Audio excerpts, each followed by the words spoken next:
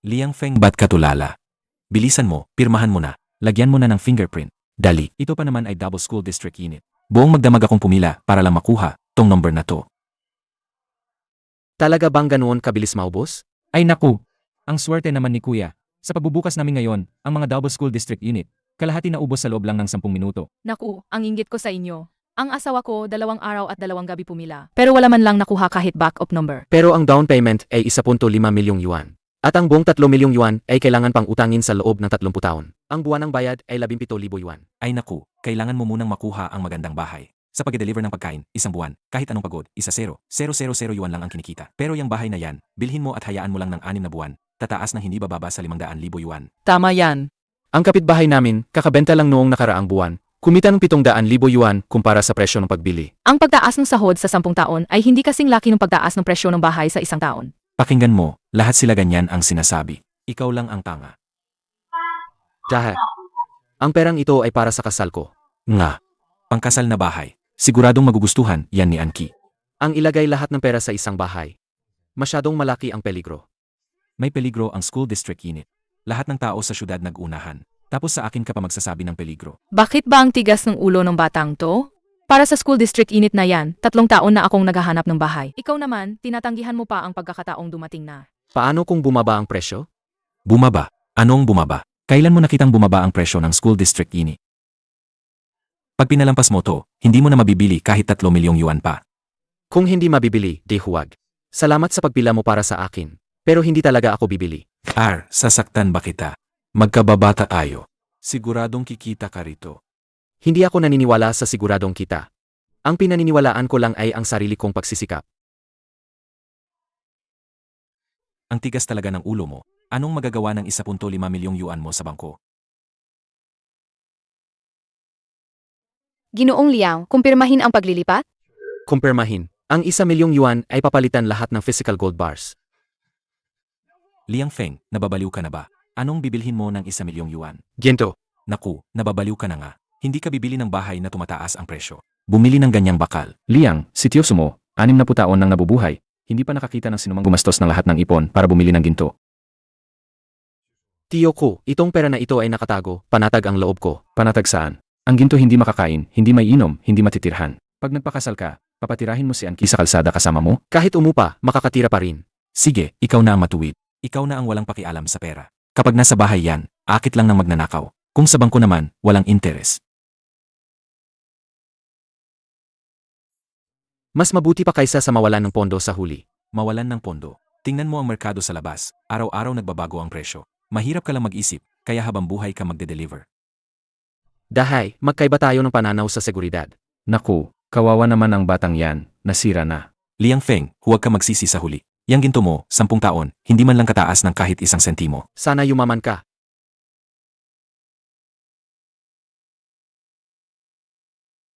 Hello, pinsan. Yung 200,000 extra mong pera, pahiram muna sa akin, pambili ng bahay. Kamakailan, patuloy ang pagtaas ng presyo sa real estate market. Mabilis na tumaas ang presyo ng bahay sa ilang lugar. Sa kabilang banda, ang presyo ng ginto sa internasyonal na merkado ay nananatiling matatak.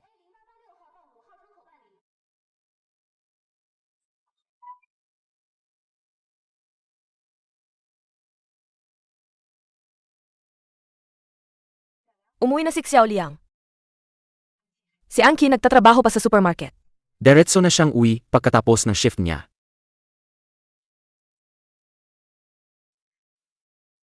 Nakabayad ka na ba sa sales office?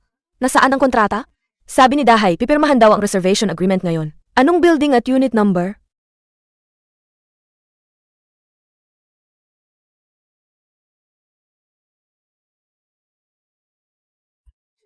Ano to? Gold bars. Bumili ako ng 1 milyong halaga ng physical gold. Nasaan ang bahay? Hindi ako bumili ng bahay.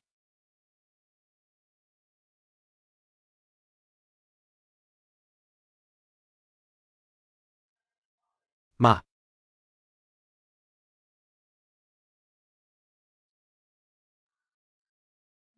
Ma, anong nangyari sa'yo? Anki? Hindi bumili ng bahay si Xiao Liang. Ginawa niyang baka na yan ang lahat ng pera. Hindi naman sa inaasam ko ang pera nila sa demolisyon. Natatakot lang ako. Anong kinatatakutan mo? Nasusunod ka pa rin sa kanya at lilipat-lipat ng bahay. 3 taon na kayong magkasama. 4 na beses na kayong lumipa. Noong nakaraang buwan, tinaasan ng may-ari ng bahay ng 500 ang renta. Kaya kinailangan nating magmadaling lumipat dito. Ang kwartong to, walang bintana, ang dilim. Gusto ko lang magkaroon kang sariling tahanan. Kahit 50 square meters lang. Bahay pa rin yan, di ba? Ma, hindi mahirap ang paglipat. Si Liang Feng, nagde-deliver ng pagkain. Sa malakas na ulan, lumusong siya sa baha hanggang biwang. Nasira ang ebik niya sa gitnang daan. Tinulak niya itong 5 kilometro. Ang kinikita niya buwan-buwan, lahat ibinibigay niya sa akin. Hindi niya ako pinagutom kahit kailan. Pero ang pag-upa, hindi yan pang matagalan. Kapag kinasal na kayo at nagkaanak, kung wala kayong school district unit, paano sila mag-aaral? Ma, siguradong may dahilan si Liang Feng kung bakit hindi siya bumiling bahay. Liang Feng, sabihin mo kay Ma, ano ang plano mo?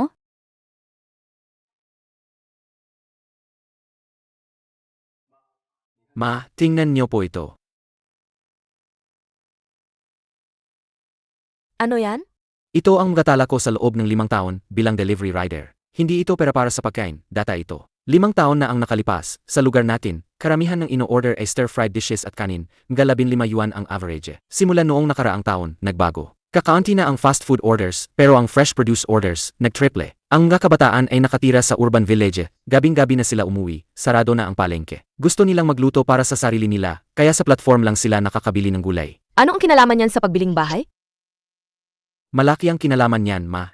Mahal ang gulay sa platform, at hindi na sariwa. Araw-araw kong dinedeliver ang mga gulay na yan, puro tubig ang plastic bag, bulok na ang mga dahon. Madalas, sa harap ko pa nag-refund ang mga customer.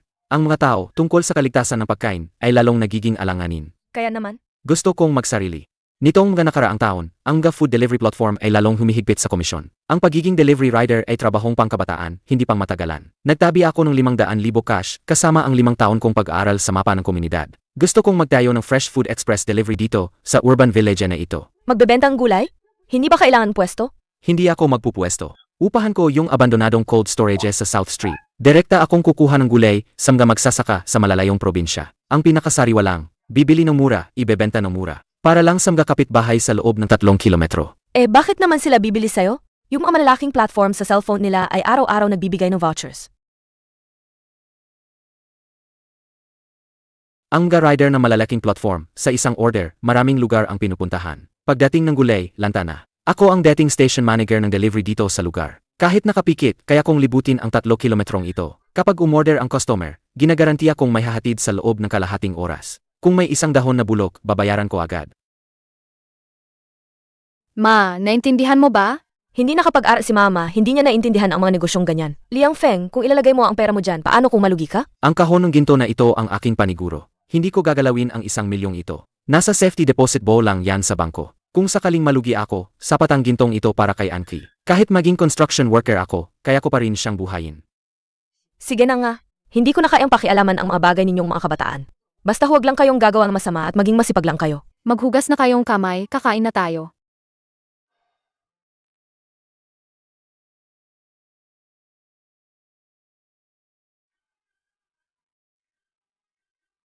Mga kapitbahay, makisaya kayo.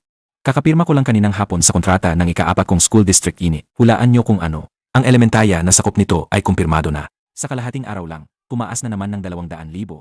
Naku, Dahay, yumaman ka na talaga. Sabi ko na nga ba, matalino talaga si Dahay. Sa isang iglap lang, kumita na siya ng pera na pang 10 taon natin. Ngayong gabi, sa kainan sa dulo ng village, magpapahanda ako ng 2 mesa. Kain lang kayo ng kain. Dahay, kausapin mo naman si Liang Feng. Ang tigas ng ulo ng batang yan. Gusto niyang ipambili ng ginto ang pera niya. Tio Su, huwag nyo na siyang banggitin. Tio Su, huwag nyo na siyang banggitin. Nakalaan talaga siyang maging mahira. Ayaw magkatinag. Hayaan mo na siya.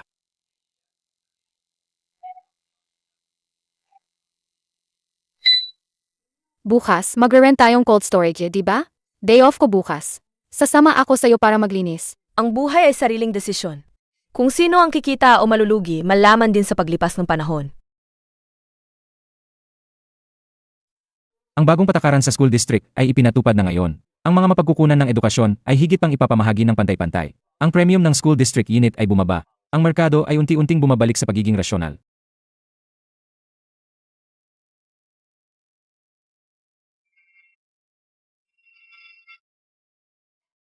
Manager Wang, sinabi ko na sa susunod na linggo ko babayaran. Araw-araw mo akong ginigipit. Ginoong Hang, ang iyong utang ay 2 beses ng overdue. Ibenta ko agad ang bahay. Kapag nabenta, babayaran ko na. Ginoong Hang, sa kasalukuyan, napakaraming nakalistang second-hand na bahay sa merkado. Ang halaga ng iyong ari-arian ay nabawasan na. Kailangan mong bayaran ang overdue na bill sa loob ng 5 araw. Kung hindi, ipagpapatuloy namin ang proseso ng judicial action. Boss, isang mangkok ng jajangmyeon. Bakit ganyan ang itsura mo? Nakita mo na ba ang balita? Ang bagong patakaran sa school district. Tapos na. Ayaw nang bumili ng school district unit. Ang 4 kong bahay, nakalista na ng kalahating taon, pero walang ni isang tumitingin. Binabaan mo na ba ang presyo? Bakit hindi? Dati 3 milyon ang presyo. Ngayon, 2.6 milyon na lang. Sabi ng ahente, kailangan pang babaan. Kung bababa pa, ako pa magdadagdag para sa bangko. Liang Feng, may cash ka pa ba? Magpapautang para sa mortgage? Tulungan mo na ako, par. Panandalian lang to, lilipas din. Pahingi muna ng 100K, pang turnover. Hindi. Magkaibigan tayo mula baka pa. Hahayaan mo lang akong patayin ng bangko. Ang pagpapautang sa mortgage mo ay walang katapusan. Lumiliit ang premium ng presyo. Bumabalik sa normal ang market. Hindi to panandalian. Ito ang malaking pagbabago. Anong gagawin ko? Maghihintay na lang ba akong mamatay? Ibenta mo na sa mababang presyo. Sa 2.6 milyon, walang tumitingin. Ilist mo na sa 2 milyon. Basta mabayaran ang utang sa bangko. Basta ligtas ka. Hindi ko matanggap to. Kaya ka nagkaganyan kasi inilagay mo ang lahat sa mga bagay na hindi mo maintindihan. Tapos na ang bili ko, alis na ako. Ano yan sa bag mo? Pera. Saan ka kumuha? Hindi ba lahat ng pera mo ay binili ng ginto? Matatag ang pagtaas ng presyo ng ginto ngayong taon. Ayon sa plano ko, nag-withdraw ako ng kaunti. Ang natira, nasa bangko. Ito ang panimulang puhunan. Ito ang panimulang puhunan. Ano ba talaga ang gagawin mo? Gagawa ng isang bagay na nakikita at nahahawakan. Si Kuya Feng ito na. Mabaho na to, pwede pa bang lagyan ng gulay? Linisin lang, ayos na. Mas malapit ito kaysa sa noodle house. Gawin nating fresh produce transfer station to. Sa gitna ang sorting area, maglagay ng 2 hanay ng cold storage racks sa dingding. Kuya Feng, seryoso ka bang magbebenta tayo ng gulay? Hindi lang pagbebenta ng gulay. Magiging fresh produce express delivery tayo. Lahat-lahat 100,000. Ito ay galing sa pagbebenta ng ilang ginto. 15,000 para sa cold storage rental. Ang natira, lahat sa stock at kagamitan. Kuya Feng, ang laki ng puhunan mo. Ang mga malalaking platform, araw-araw may subsidy war. Paano tayo makikipagkumpetensya sa kanila? Sa pamamagitan ng ating mga paa. Ang subsidy na malalaking platform, sinusunog lang nila ang pera ng kapital. Sa huli, sa customer pa rin sisingilin yan. Binababaan nila ang presyo sa suppliers, binabawasan ang bayad sa riders. Sa huli, ang gulay na dumarating sa mga kapitbahay, puro depektibo. Naong nakaraang linggo, nag-deliver ako, ang kamatis, may amag na. Pinagalitan ako ng customer. Hindi tayo maglalaro ng pek. Diretso sa mga magsasaka sa labas ng syudad, kukuha ng sariwang gulay mula sa bukid. Walang middleman. Mura ang kuha, mura rin ang benta. Sa loob ng 3 kilometro, handa kaming maghatid agad. Kaya niyo ba yan? Kaya, Nakakapagod din mag-deliver sa platform. Mas maganda sumama kay Kuya Feng.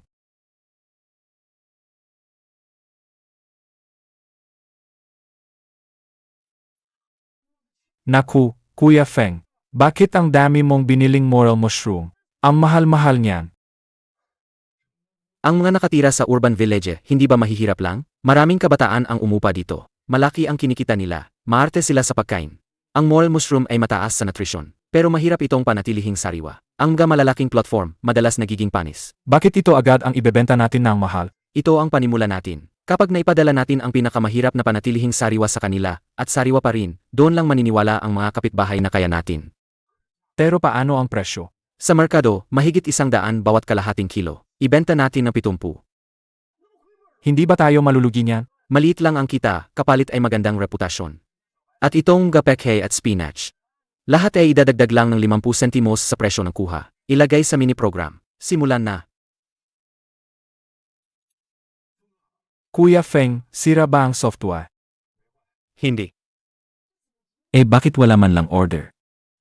Ilang beses ko nang pinadala ang link sa group chat, pero walang nag-click para tingnan.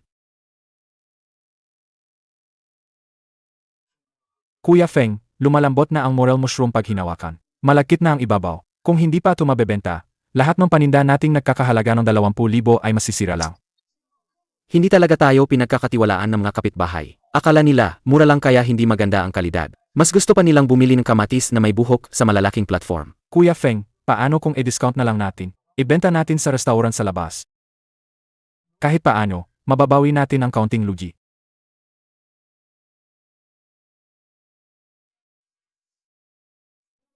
Kuya Feng, anong ginagawa mo? Hindi natin ibebenta sa restaurant. E ano, itatapon? Humiram ka ng 2 malaking kawali. At magkabit ng gas tank. Kawali, para saan? Hindi naniniwala ang mga tao sa data. Hindi naniniwala sa link. Kung gayon, hayaan nating matikman nila.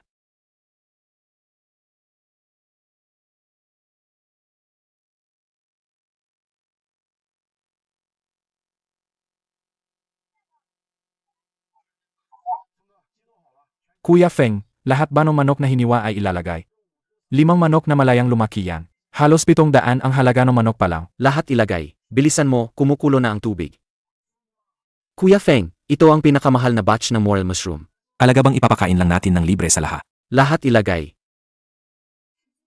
Sariwa ang morel mushroom na to, hindi na kailangan vetsin.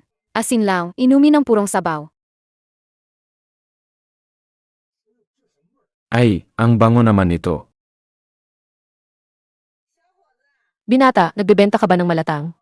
Hindi po ako nagbebenta ng malatang.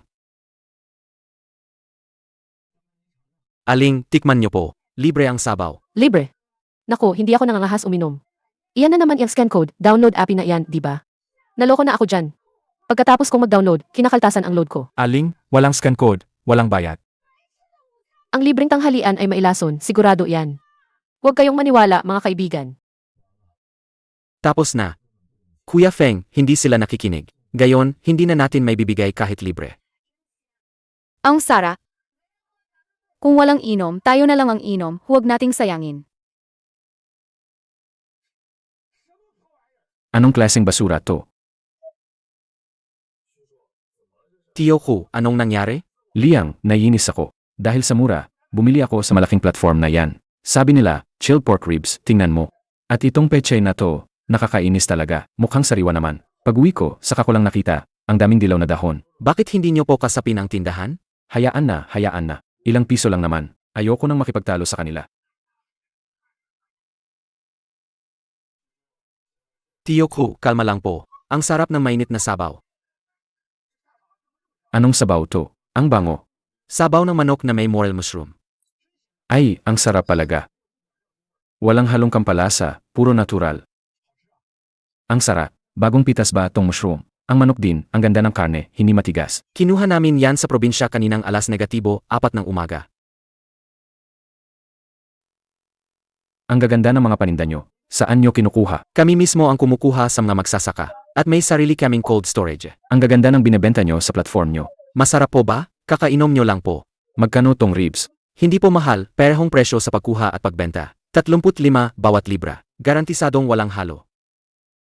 Bibili ako ng 2 libra. At 1 libra pa ng morel mushroom. 2 taliri ng pechay. Pwede ko na bang iwi ngayon? Hindi pa po. Ito po ay sample lang. Tiyo ko, mag-order po kayo sa mini program namin. Ade-deliver po namin sa inyo sa taas. Umuwi na po kayo at magpalit ng sapatos. Siguradong ihahatid ni Dakyang ang sariwang produkto sa inyong pintuan. Kung malete ng 1 minuto, libre na.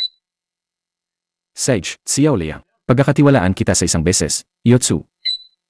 Kuya Feng, may order. Ribs, morel mushroom, at gulay para kay Tiochu. Ibalik sa cold storage at ikarga sa sasakyan. Kunin nyo yung pinakamaganda. Sai. Tama na ang panonood, tuloy na. Solid ang sabaw na to, tunay na sangka. 100 beses na mas magaling to sa mga malalaking platform. Kuya Liang, maglagay ka ng 1 mangkok para tikman ko. Mag-order din ako. Pabili ng 2 kilong ribs. Pabili ng 1 portion. Tikman ko rin. Pabiling 1 portion. Tikman ko rin.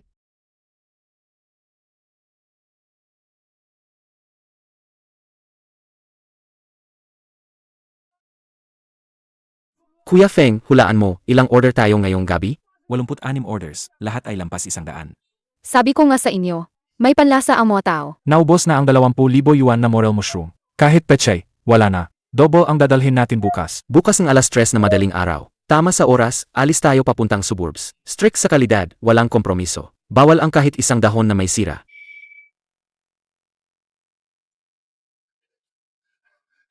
Kuya Liang, Ano nung nangyari, Tiyoso? Hindi sariwa ang gulay. Mali ang na-deliver. hindi tungkol sa gulay, si Dahay yan. Ano nung nangyari kay Dahan? Nawala si Dahay. Umiyak ang asawa niya sa group chat. 3 araw na siyang hindi umuwi. Baka naglibang lang siya? Hindi siya naglilibang. May nagsabi lang sa group chat nakita raw siya kanina hapon sa may ihawan sa tabi ng ilog. Nag-order ng sandamakmak na pagkain pero hindi naman kinakain. Hanapin natin siya. Dakyang, pahiram ang sasakyan mo. Liang Feng, mag-ingat ka. Ayusin niyo na ang gagamit at bumalik sa cold storage. Pupunta ako sa ilog para hanapin siya.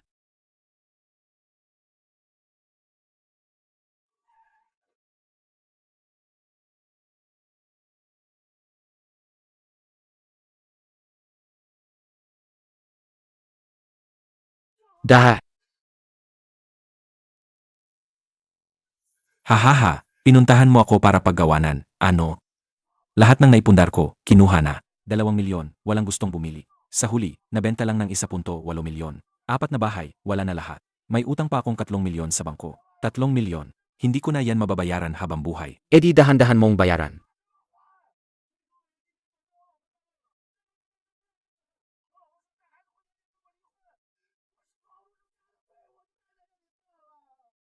Talunan kang gayon, pero hindi ka dapat duwag. 3 milyon lang, takot na takot ka na? Nasaan ka nang pinuntahan ng mga pinagkakautangan mo ang asawa mo? Nagpapakaawa ka rito.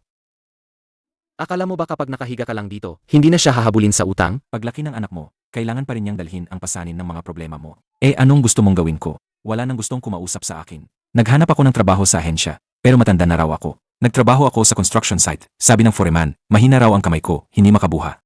Paano ko babawiin ang 3 milyong ito?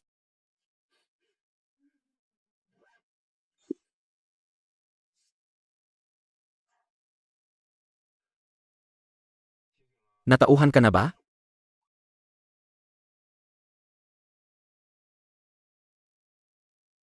Ano to? Ang iyong hanap buhay. Gusto mo akong mag-deliver ng pagkain? Hindi ka magde-deliver. Ikaw ang supervisor. Danda ang order sa cold storage araw-araw. Hindi na kaya ni Dakyang at Hauzi. Kailangan namin ng operations supervisor na marunong mag-dispatch. Huwag mo akong kaawaan, Liang Feng. Hindi ko kaya yan. Dati akong nagbebenta ng bahay. Malaking negosyante ako. Papadalhan mo ako ng gulay. Paggawanan ako ng mga kapitbahay. Hindi ko kayang mapahiya. Mas mahalaga pa ba ang mukha kaysa sa buhay mo? Dati, para makabili ka ng bahay, tinitingnan mo ang lokasyon. Naglalakad ka ng 20,000 hakbang araw-araw. Para malaman ang school district unit, sinasaulo mo ang lahat ng numero ng bahay sa lugar. Akala mo ba kinakawaan kita? Malapit na akong mapansin na malalaking platform. May pera at kapital sila. Kailangan kong lumaban ng husto sa kanila. Kailangan ko ang walking map na tulad mo. Kailangan ko ang iyong galing sa pagpaplano. Kung sa tingin mo, mas madali ang mabulok dito kaysa sa mag-deliver ng gulay, sige, ipagpatuloy mo ang pag-inom. Bukas ng umaga, ako ang pupunta para ayusin ang gulo mo sa asawa mo. At para tuluyan na niyang makalimutan ang isang walang kwentang tulad mo.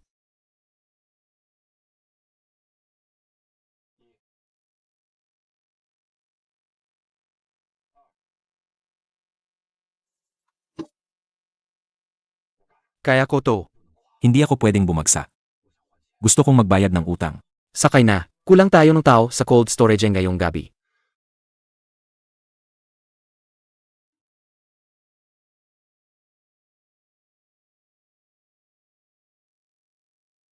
Uy, Kuya Dahay, nagpalit ka na ng uniforme. Ang ganda ng dating sayo ng birding vest na yan. Huwag kang magkamali sa pag-aayos. Ang order na to sa South at sa West Street, pagsamahin mo na sa paghatid. Sarado ang South dahil sa road construction. Maantala tayo ng 20 minuto kung ikot pa. Paano yan ihatid? Dumaan ka sa likod ng cotton mill. Walang detour, diretso. Maabot mo sa loob ng 15 minuto. Puwed pala yon. Huwag ng maraming tanong, ikarga na.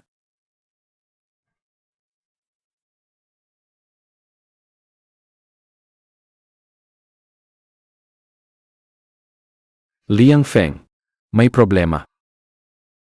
Ano po yon, Tiyohu?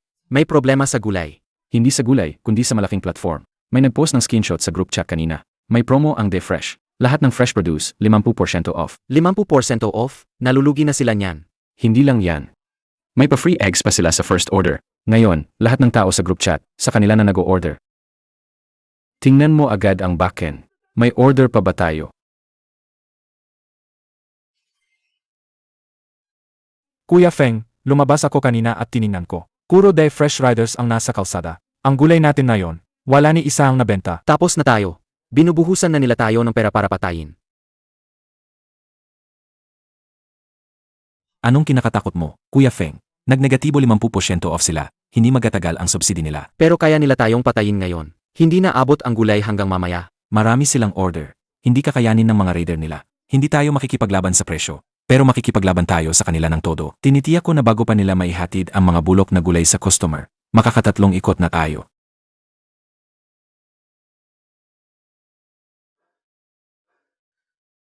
Kuya Feng, hindi na tularo. Tingnan mo sa labas. Puro rider ng day fresh ang nasa kalsada. 50% off, libre pa ang itlog.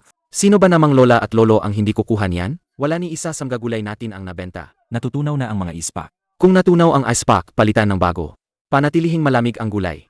Ano pa ang papalitan? Siguradong wala tayong benta na yon. Magbaba na tayo ng presyo. Kuya Feng, 50% off sila. 50% off din tayo. Kahit malugi, basta makakuha ng atensyon. Hindi tayo magbababa. Ang mga binili natin ay grade na sariwang produkto. Ang pagbaba ng presyo ay parang sinisira natin ang sarili nating pangalan. So, maghihintay lang tayo ng ganito? Maghintay lang kayo.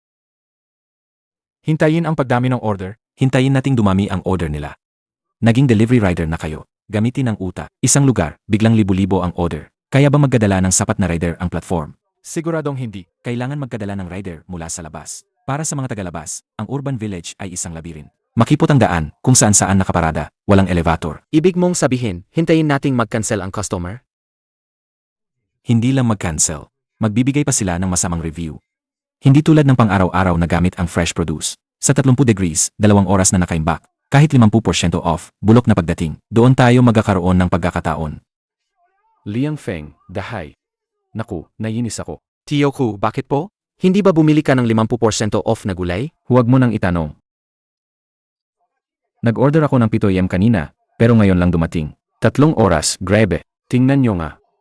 Hala, basab lahat ng itlog. Hindi lang itlog. Ang karn, amoy na. Tinanong ko yung batang nag-deliver kung bakit. Sinigawan niya ako. Ang dami yaw order. Nasira ang basket. Tapos pinahanap ako ng customer service para sa refund. Tiyotsu, mag-order po kayo sa amin. Parehong gulay, ihahatid ni Dahay sa inyo. Hindi po namin kayo sisingilin. Subukan nyo lang po ang bilis namin.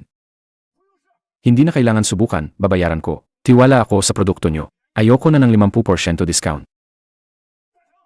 Dahay, ikarga mo na. Sage po. Ihatid sa bahay ni Tiyotsu. Anong building at unit? Red Lake Community, Building 3, Unit 2, 6 TA floor. Alam ko, dadaan sa Jianxi Road. 15 minuto, abot na. Bumalik ka. Dadaan sa Jianxi Road. Nababaliw ka na ba? Iyon ang pinakamalawak na tuwid na kalsada. Ngayon, sa Jianxi Road, puro malalaking truck na may karga. Ang kalsadang iyon ay barado na parang longganisa. Dumaan ka sa eskinita sa likod ng Machine Tool Factory. Dead end yon. Dati dead end, pero ngayon hindi na. Sakto lang ang tricycle mo, makakadaan ka sa gilid. Dumaan ka sa butas. Diretso na sa likod ng Red Lake Community. Sage, subukan ko.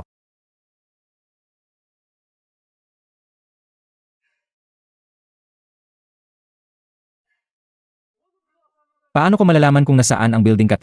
Saan ba yung building 3? Hindi ko alam. Ang gulo ng subdivision nyo. Wala pang mga signboard. Kung walang gabay, ikaw na bahala maghanap. Nakaharang ang kose mo. Ilipat mo agad.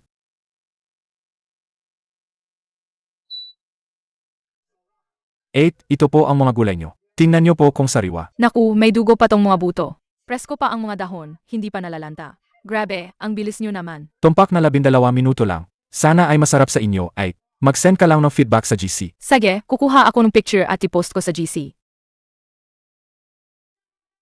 Makikiraan po. Shianda Express sariwa, na-deliver agad. Kuya Feng, pumutok na ang orders. Pumutok na ang mga order. Galing lahat sa GC ng mga kapitbahay ni Tiyotsu. Mga in-invite nila. Pinagmumura ang DeFresh, sinasabing scam sila. Sabi nila, mas reliable ang sa atin. Monkey, i-print ang order. Dahay, ikaw na bahala sa routes. Monkey, 2 papuntang South Street. Dumaan sa Iron Gate sa tabi ng third trash bin. Hindi naman nakakandado yon. Diretso na kayo sa building 3. Dakyang, 4 na to, lahat sa dorm ng fertilizer plant. Dumaan sa abandon pa sa silangan. Sa likod ng boiler room.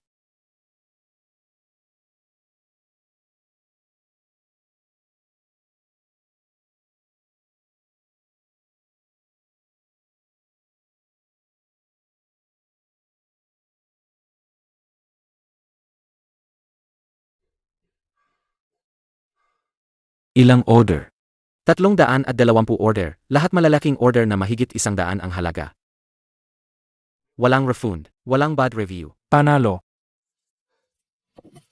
Kumita na ako ng milyon-milyon sa buhay ko. Pero wala pa rin katalo sa saya ng daan-daang order ngayon. Ang sarap sa pakiramdam. Bukas ang ikalawang araw ng laban. I-review nila ang kanilang big data. Magpapatuloy ang kanilang mga subsidy. Hayaan mo silang mag-subsidies. Basta sa loob ng 3 kilometrong radius na to, hindi matatalo ng kanilang algorithm ang utak ni Dahay. Ha ha ha ha. Libos, may problema ba tumawag ka ng ganito gabi? Liang Feng, mukhang magkakaproblema tayo sa supply bukas. Anong problema? Wala na tayong stock. Hindi lang morel mushroom, pati gulay at spare ribs, wala na rin. Impossible. Kahapon lang, nakita ko pa sa farm mo, ang daming lumalagong pechay. Pasensya na mga kapatid. Ang purchasing manager ng Dayfresh ay pumunta rito kanina. Binili niya lahat ng gulay sa farm ko para sa susunod na kalahating buwan. Lahat binili. Binayaran agad ng buo. At hindi lang ako ang isa. Yung mga madalas niyong puntahan sa West Suburb, lahat ng supplier ng gulay may kontrata na sa kanila. Kung sino ang magbenta sa inyo kahit isang tangkay ng sibuyas, hihingan sila ng bayad pinsala sa paglabag sa kontrata. Gusto nila tayong tuluyang mawalan ng supply. Boss Lee, halos kalahating taon na tayong magkasama. Wala pa akong utang sa'yo kahit isang sentimo. Hindi mo man lang kami matulungan sa ilang kaunting gulay? Si Kuya Liang Feng ay negosyante rin, kailangan din niyang buhayin ang pamilya niya. Ang platform na yan, Dayfresh, napakalaki ng kapital. Hindi ko sila kayang kalabanin. Hayaan na lang natin to, sa mga susunod na supply, maghanap na lang kayo ng ibang paraan. Tapos na, kung wala tayong gulay, kahit mag-rocket pa tayo sa pagde-deliver, wala ring silbi. Ang mga walang pusong kapitalistang yan, ginagamit ang pagputol ng supply. Bukas, sarado ang cold storage. Kuya Feng, sumuko na ba tayo? Hanggat hindi tayo nagkakawatak-watak, hindi pa tapos ang laban na to, umuwi na kayo at matulog ng maaga. Bukas ng umaga, may pupuntahan tayo. Boss Liu, dagdagan ko ng 80 sentimos. 80 sentimos kada kilo. Ako na ang magpapadala ng sasakyan para kunin. Dahay, hindi na talaga pera ang usapan dito. Nagbigay na ng babala ang mga tao ng Dayfresh. Kung sino ang mag-supply sa inyo, hindi na makakapasok ang gulay nila sa mga malalaking pamilihan. May matatanda akong inaalagaan at mga anak na binubuhay. Hindi ko kayang isugal yan. Ito na ang ikapitong supplier. Lahat ng magsasaka sa paligid, pinapirmahan ng eksklusibong kontrata. Alagang gusto nila tayong patayin sa negosyo. Si Kuya Feng, hindi na makapagbukas na yon. Ang mini program, nakalagay sarado. Lahat ng customer, nawala na. Malaking platform talaga ang malaking platform. Tayo, malilit na isda lang. Hindi natin kayang tapatan ang kapital nila. Kuya Feng, huwag ka nang maglinis. Wala na tayong paninda. Ano pa ang silbi ng paglilinis ng mesa? Hanggat nandyan ang cold storage, dapat malinis ang mesa. Kumusta ang koneksyon sa mga supplier sa labas ng syudad? Masyadong malayo. Ang pinakamaaga, bukas pa ng hapon darating ang mga paninda mula sa labas. At ang shipping fee, napakamahal. Pagdating sa atin, hindi na sariwa ang mga gulay. Hindi natin kayang babaan ang gastos.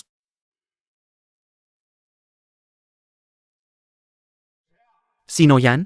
Buksan mo, Liang. Buksan mo.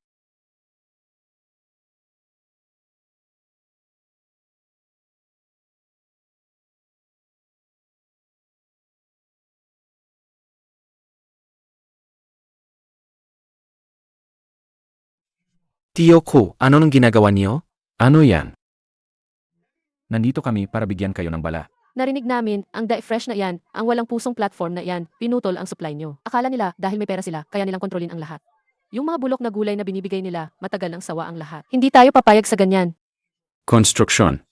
Itong mga gulay. Ito'y tanim sa likod bahay namin walang pestisidyo, araw-araw kong dinidiligan ng tubig poso. Liang, kahapon, sinabi sa akin ni Anki na inaapi kayong malaking kumpanya walang mabentang paninda. Ako at ang ilang matatandang babae sa nayon magdamag na nagpuyat kagabi nagbalot ng 800 malaking siopao. Manipis ang balat, marami ang palaman, puro masarap na karne. Liang, ito ang mga kabute na itinanim ko sa North Mountain Slope, sa sarili kong greenhouse. Hindi ko ibebenta sa malaking kumpanya, sa'yo ko ibebenta.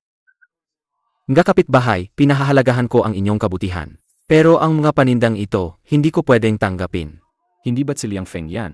Bakit? Nandito na lahat. Bakit hindi mo tatanggapin? Ayaw mo sa gulay ko. Ang perang natatanggap namin ngayon, hindi sapat para pambili ng inyong paninda. Pangalawa, ito ay galing sa iba't ibang tao, walang sertipiko ng kalidad, walang isang pamantayan. Kung sakaling magkaroon ng problema sa pagkain, hindi ko kayang bayaran ang pinsala. Ako si Liang Feng at hindi nyo rin kayang panagutan. Sino ang humihingi ng pera sa'yo? Kunin mo muna ang gulay, ibenta mo. Bayaran mo kapag nabenta na. Kung hindi mabenta, libre na sa'yo. Nga Liang Feng, ang karne ko siopao na to, galing sa legal na katayan. May sell yung inspection, dala ko pa ang resibo. Kuya Feng, tanggapin mo na. Ibinibigay na ng mga kapitbahay ang buong puso nila sa atin. Kung handang magbigay ang mga kapitbahay, handa tayong kumangga. Pero may paalala ako.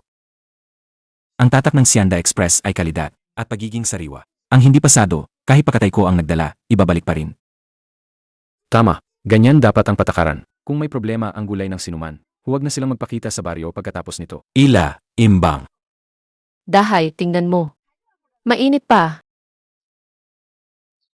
Itong katlo, may manipis na bita. Madaling mabasag sa biyahe. Makakadumi sa ibang gulay, hindi pwede. Ang talas talaga ng mata ni Dahay. 8 libra at 4 na onsa ng itlog ng manok, isulat sa listahan. Tio Su, masyadong maraming putik sa ugat. Dagdag timbang na nga, madali pang masira. Dakiang, dalhin mo ang kutsilyo. Putulin ang mga ugat na may putik bago timbangin. Ay naku, timbang din yan. Tio Su, ang binebenta natin ay malinis na gulay. Kapag pinutol ang ugat na may putik, diretso hugas na lang ang customer at pwede nang iluto. Iyan ang serbisyo. Sige, susundin kita. Ikaw, may sistema ka na ngayon sa pagtatrabaho. Sige, susunod Huwag na lang kang ako sa'yo. mag-alala, Magaling ka Tio. na mag-organisa. Na-check Huwag na kang ang mag-alala, lahat. Tio. Nandito na ang lahat ng delivery receipt ngayong buwan. Isa-isa nating itutugma. Na-verify ko na ang pinagmulan ng karne. Galing sa lehitimong supplier. May quarantine certificate. Ito ang photocopy. Pwede ninyong tingnan.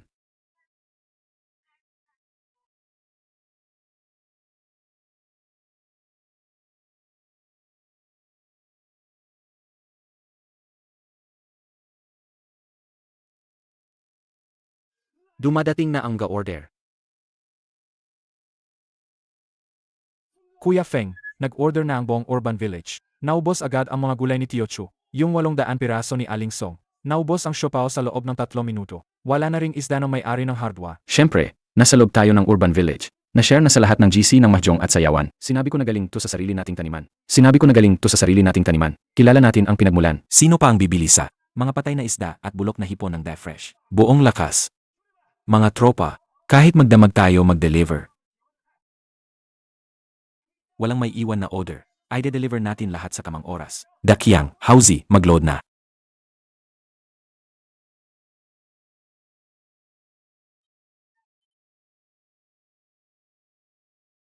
Walang kwenta ang 70% discount nila. Naniniwala ang mga kapitbahay sa Sianda Mag-order na. Express. Naniniwala ang mga kapitbahay sa Sianda Mag-order Express. na.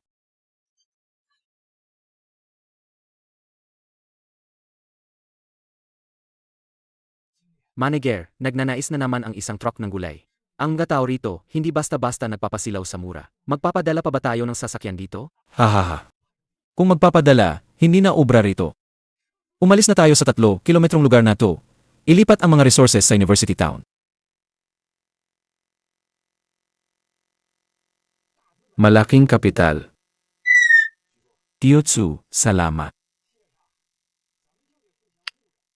Umuwi na kayo. Nagbibilang na si Liang Feng. Ngayon na ba ang bayaran natin? Hahaha. Ngayon, si Kuya Feng mismo ang magbabayad ng cash.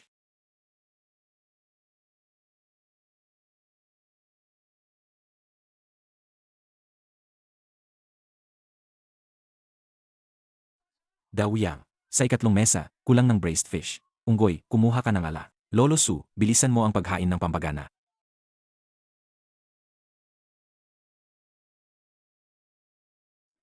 Bakit nagmamadali? Eto na nga, Dahay. Ngayon ay isa ka ng operation supervisor ng Sianda Express. Bakit sa kasal, mas balisa ka pa sa ikakasal? Kung hindi ko alalahanin ang kasal ni Kuya Feng, sino pa? Tapos na ba ang Morel Mushroom Chicken Soup? Tapos na! Tapos na! Halina, tumupo na kayo.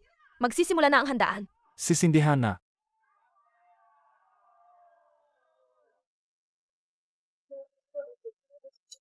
Ma, ang unang tuwasta ay para sa inyo. Salamat po at hindi niyo ako sinukuan noon, kahit bumili ako ng sangkaterbang bakal. Salamat po at ipinagkatiwala niyo sa akin si Anki. Mabuting bata. Sa buong buhay ko, hindi ako nagkamali sa'yo. Tama ang desisyon mong huwag bumili ng bahay. Basta't nandito ang puso mo, kahit saan ay tahanan.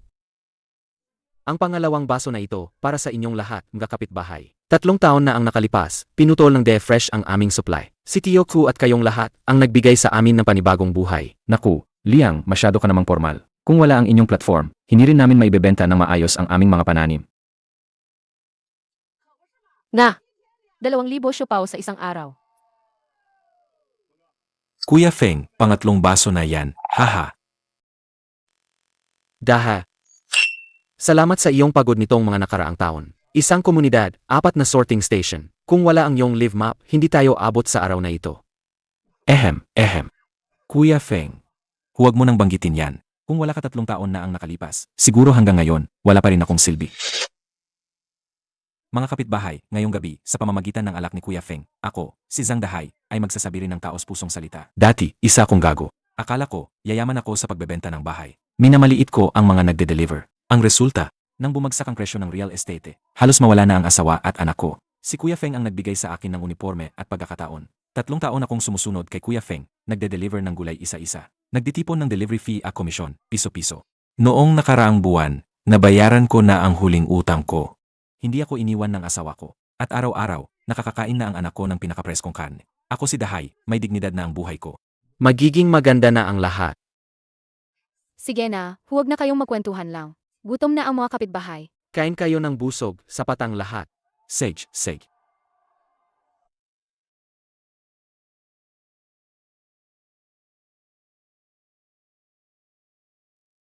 Pagod ka ba? Hindi. Kapag matatag ang paninindigan, hindi ka mapapagod. Muling tumama sa bagong record ang presyo ng ginto. Muling tumama sa bagong record ang presyong ginto. Yung kahon gold bars mo sa bank vault. Kailan mo balag gamitin?